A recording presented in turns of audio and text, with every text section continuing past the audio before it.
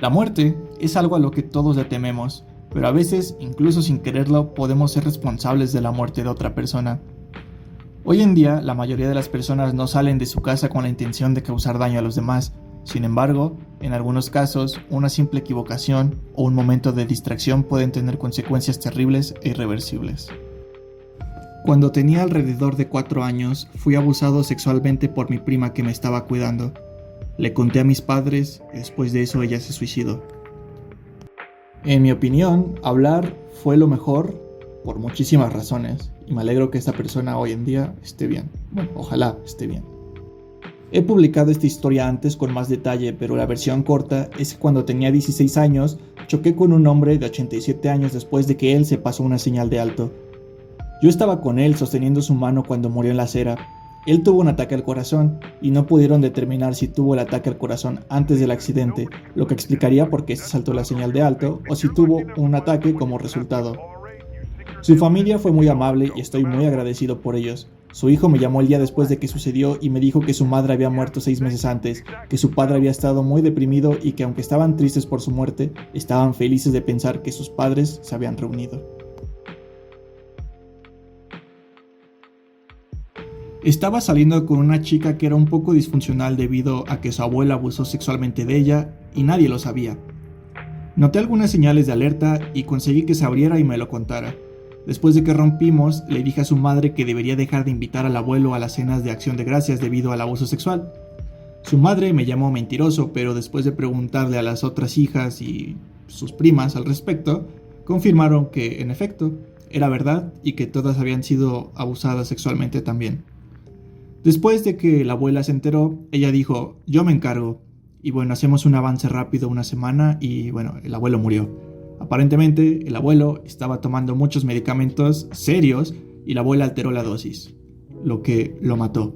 Su muerte se dictaminó por causa natural y nunca le pasó nada a la abuela.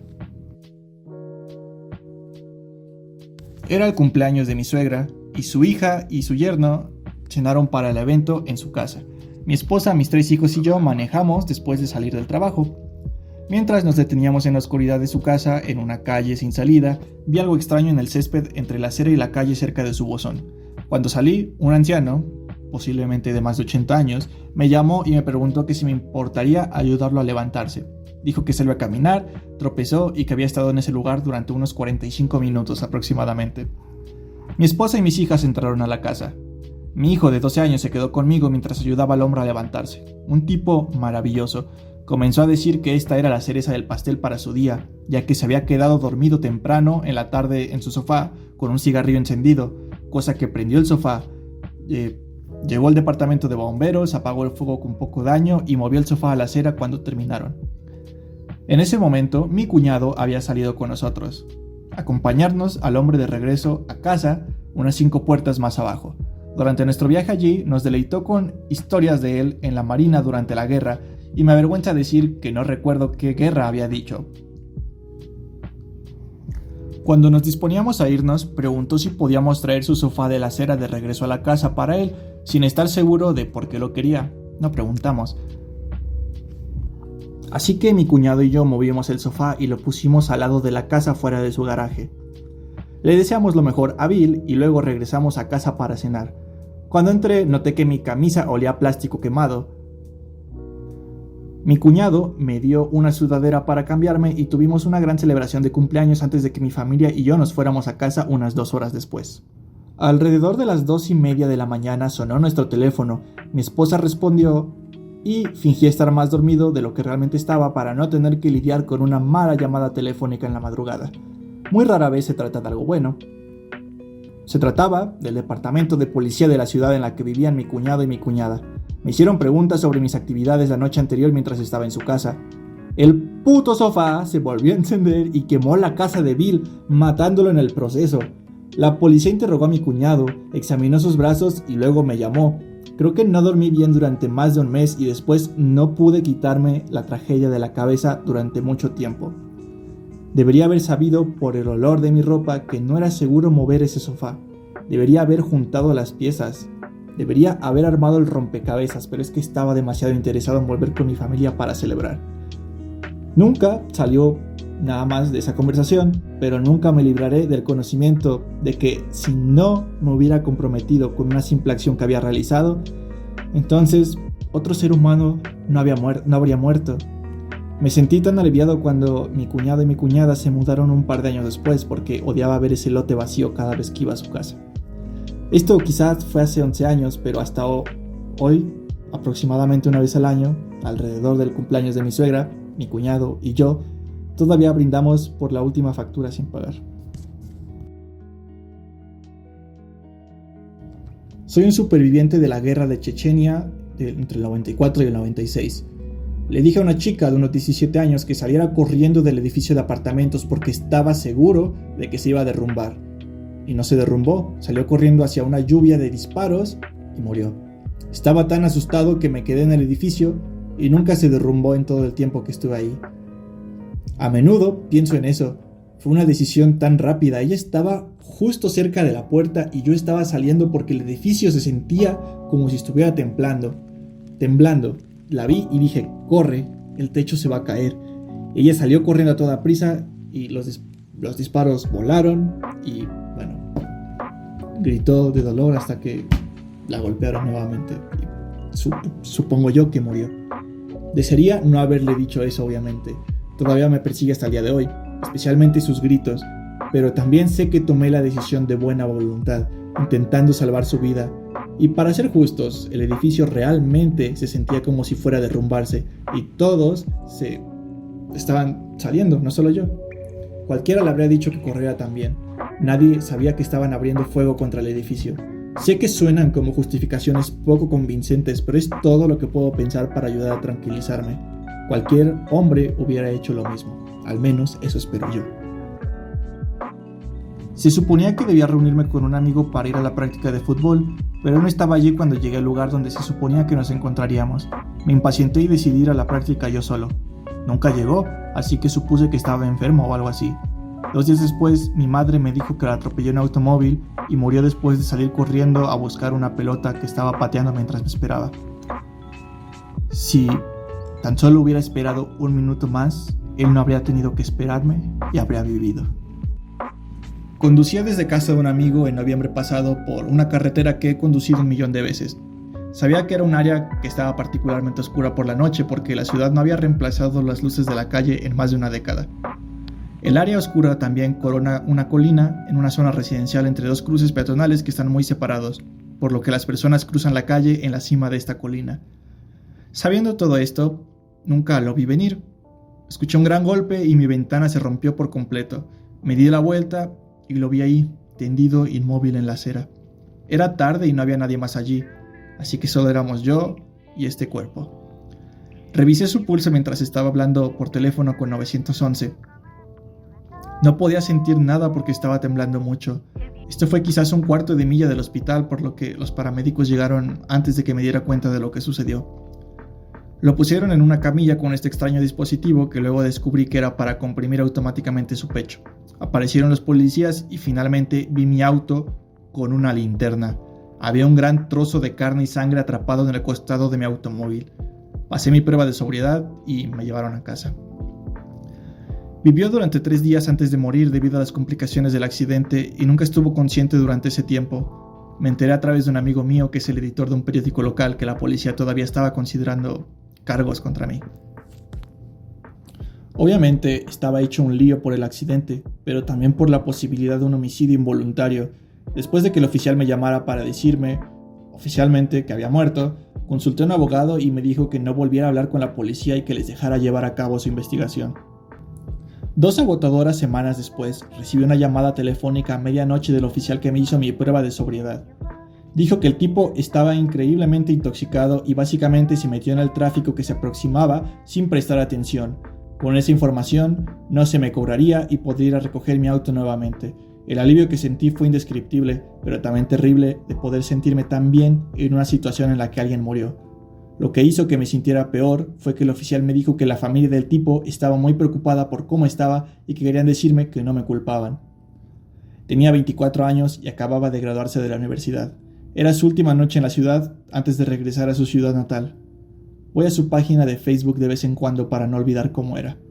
Lo siento si esto parece divagación, pero en realidad me han explicado esto por escrito antes.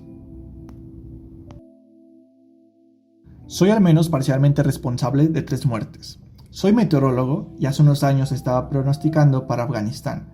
Ahora, estábamos haciendo estos pronósticos desde una base en los Estados Unidos, lo que significa que teníamos que coordinar nuestro pronóstico con alguien que estaba desplegado en Afganistán. A veces, el pronosticador de gama baja tenía mucha experiencia y otras veces no. Era básicamente un volado. De todos modos, había estado pronosticando para esta región durante al menos 2 años, en el momento de este incidente. Estaba familiarizado con él y en realidad estaba en calidad de supervisor, simplemente supervisando todos los pronósticos que salían en mi zona. Bueno, un día estaba hablando con uno de mis pronosticadores sobre el potencial de granizo grande y cómo me gustaría que lo incluyeran en su pronóstico. Ahora, esto es algo grande para incluir en un pronóstico debido a lo importante que es desde el punto de vista operativo. Las aeronaves deben ser puestas en hangares, las misiones se cancelan, los activos deben protegerse, etcétera, etcétera, etcétera. Entonces, cuando llegó el momento de discutir esto con el meteorólogo, él estaba absolutamente en contra. No quería informarle eso al comandante porque, nuevamente, las misiones deben ser canceladas en función de lo que piensa que sucederá el meteorólogo. Si se equivoca, he hecho retroceder a mucha gente y perdido su tiempo. Entonces, el pronosticador desplegado intenta argumentar en contra, pero su razonamiento en realidad se reduce a no quiero informar eso. Así que cuando yo no estaba mirando, él esencialmente le quitó el rango a mi meteorólogo junior y lo obligó a sacarlo del pronóstico. Así que llegó a la base sin granizo, solo insinuando algunas tormentas cercanas. Bueno, cuando me di cuenta de que estaba enojado, pues dije, carajo, dejaremos que se equivoquen y ya. Esta fue la primera vez que quise poner granizo grande en un pronóstico. Tal vez lo estaba sobrepronosticando, pero no fue así. Básicamente, justo a tiempo, apareció una gran tormenta y arrojó granizo grande sobre la base. Hizo algunos millones en daños de aviones, hirió a un piloto de helicóptero que estaba realizando un vuelo previo y mató a 3 soldados del Ejército Nacional Afgano que se habían ido en una patrulla y no pudieron encontrar ningún refugio. Terminaron golpeados hasta la muerte por el granizo. Eso siempre me ha molestado. No tenían que morir. Sabíamos que el potencial peligro estaba ahí y básicamente dejé que saliera un pronóstico incorrecto que los mató. Solía trabajar en un extraño horario nocturno, turnos de 10 horas lunes, martes, miércoles y viernes. Intentaría mantenerme despierto a las mismas horas en mis días libres, especialmente los jueves. Esta era una zona bastante rural, así que no había mucho abierto a esas horas, excepto una gasolinera que tenía una pequeña cafetería. No quería mantener despiertas a las personas en la casa, así que pasé mucho tiempo en la gasolinera. Normalmente leía o hablaba con el cajero de turno. Creo que se sintió un poco más seguro teniendo a alguien más allí también. Una noche entra un hombre con un niño pequeño y pregunta si pueden usar el baño.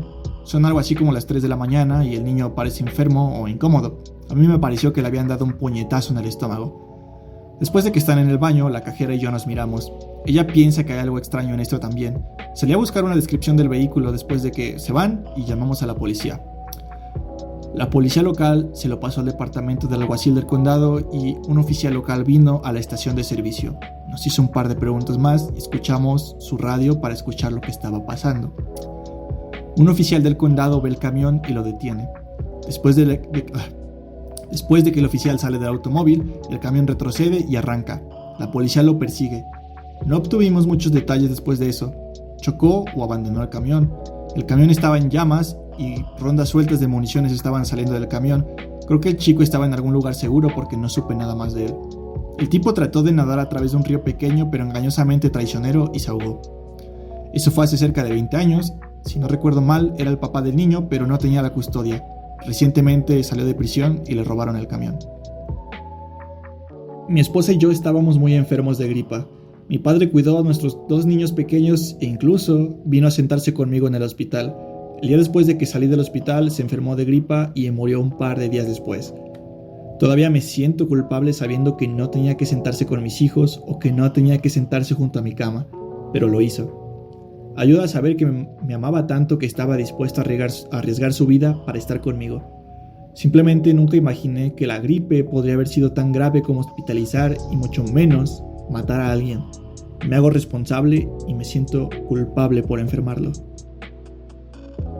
Cuando tenía 18 años, trabajaba en el turno de noche en un hogar de ancianos como ayudante. Parte de mi trabajo consistía en dar vueltas a los pacientes paralizados cada 2 horas para asegurarme que no tuvieran úlceras de decúbito, etc. Esta residente en particular tenía la última etapa de enfermedad de Parkinson y sus músculos y articulaciones estaban rígidos y quebradizos y estaba catatónica. Mientras la volteaba de un lado a otro, apliqué una ligera presión en su pierna para moverla un poco hacia atrás y esto le partió el fémur. Dada su edad y salud, los médicos decidieron que la cirugía era peligrosa y que tendría que curarse sola.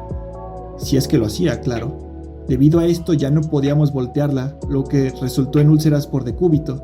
Eventualmente se volvió séptica por esas úlceras de decúbito y murió de un shock séptico. Siempre me sentí muy mal por eso.